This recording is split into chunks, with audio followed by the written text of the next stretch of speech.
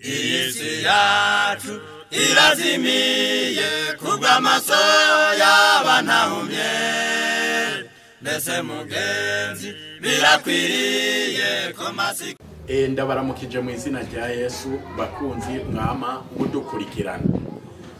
Na kano kanya muri kumwe nanje Sengiyumva Egide, tukaba twashimye kugira ngo tuganire ijambo ry'Imana kuri uyu munsi. Ijambo tugira turabire hamwe muri kano kanya riratubwira ati urugo ijuru rito. No kuvuga ngo urugo canke se umuryango no kuvuga ngo nukumenya ibisanzwe biwugize.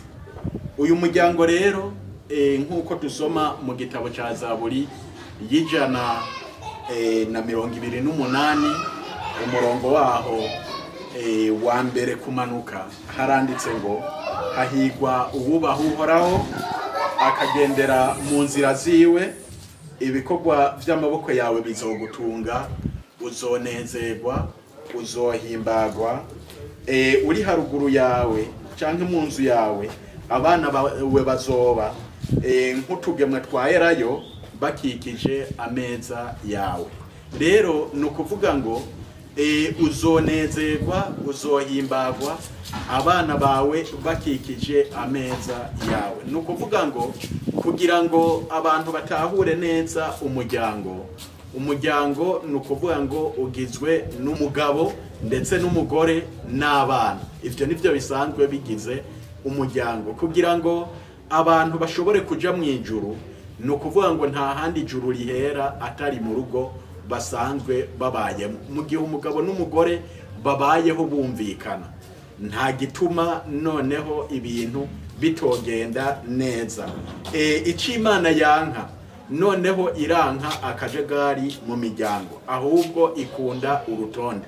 Kugira ngo noneho umuntu abeho canke se umugore aremwe, ni Imana yabitegetse. Mu gitabo c'Itanguriro igice caho ca mbere umurongo w'29, kugira ngo umuntu icambere abeho, noneho uwo muntu yariwe Adamu. Haranditse ati Imana irababwira ati ndabahaye ivyatsi vyama utubuto biri mu itongo, n'igiti cose cama ivyamwa biri mu imbuto zavyo bibabere ivyo kurya vyanyu. No kuvuga ngo Imana imaze kurema umuntu yabonye yuko adakwiye kubaho wenyene, noneho imuronderera umufasha. Imaze kumuronderera umufasha imushira mu itongo ryo muri Edeni. Iryo tongo ryo muri Edeni ryari risanzwe ririmwo ivyamwa, noneho abantu bategerezwa kurya.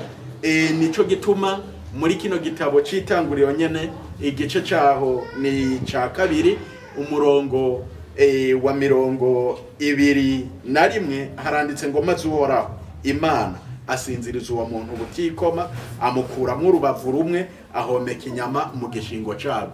No kuvuga ngo Imana imaze kurema umuntu mu Itanguriro igice ca mbere umurongo w'26 herekana yuko Imana yaremye umuntu. Iyo bavuze umuntu n'umugabo, uwo muntu yavugwa muri ico gihe yari Adamu.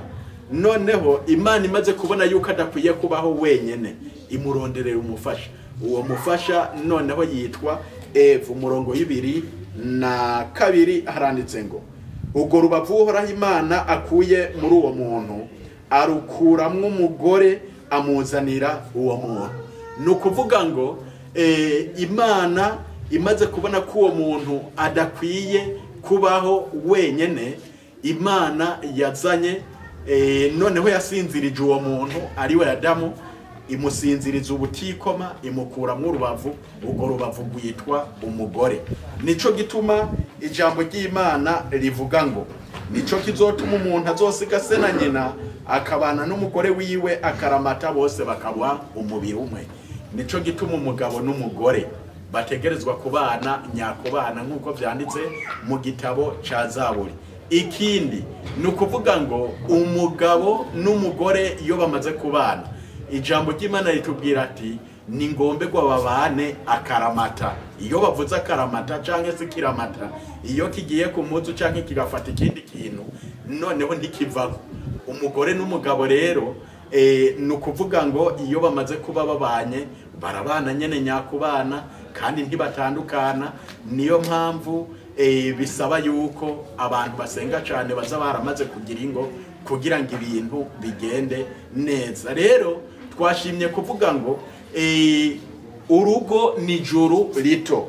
Uru rugo rero kugira ngo noneho rubeho kandi rumeze neza bisaba ico bita ukubahana ndetse mu muryango kandi ibintu bikagenda neza. Mu gitabo cy'Abanyefeso igice ca 5 umurongo waho wa 22 haranditse ngo bagore mugamburukire abagabo banyu nk'uko mugamburukira Kristo umwami wacu. Abagore rero bakwiye kugamburukira abagabo. Noneho hepfo haranditse ngo kuko umugabo ari we mutwe w'urugo rwiwe nk'uko Kristo nawe ari umutwe w'ishengero, umukiza waryo ari wo mubiri wiwe. Ni ukuvuga ngo umugabo ni umutwe. Bisobanura iyo umuntu agenda atamutwe agira noneho nivyo nakunda.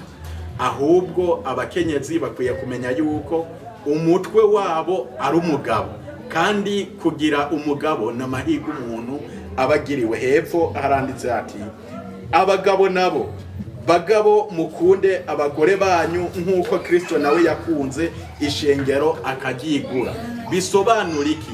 Umugabo akwiye gukunda umugore wiwe akongera agakunda n'abana biwe ngo nk'uko Kristo nawe yemeye akigura ishengero ryiwe. Bisobanura ko umugabo ashobora kwigura umuryango wiwe, noneho yabo mu bijanye n'ubuzima busanzwe, mu kubarondera impuzu, mu kubarondera aho kuba, ndetse no mu kubaronderera ndetse ibintu bitandukanye. Hari abagabo rero ushobora gusanga ari basinda bibazwa, ariko bamenye yuko umugabo ari we mutwe w'urugo. Urugo iyo rumaze kuba rubuze umugabo nyene haba hari kibura. Nico gituma abagabo dukwiye kumenya yuko ari twebwe turi umutwe. Abagore noneho bakubaha abagabo. Iyo umugore yubashe umugabo nta kibuza umugabo wiwe atamukunda. Rero Imana idufashe iduhe nk'abagabo gukunda ingo zacu, kandi abagore nabo noneho bagire ico bita ukubaha. Bamaze kuba bubashe nta kizotuma abagabo batazobakunda. Nico gituma ijambo ry'Imana ritubwira ngo urugo rwiza rusanzwe rugizwe n'umugabo, umugore ndetse n'abana.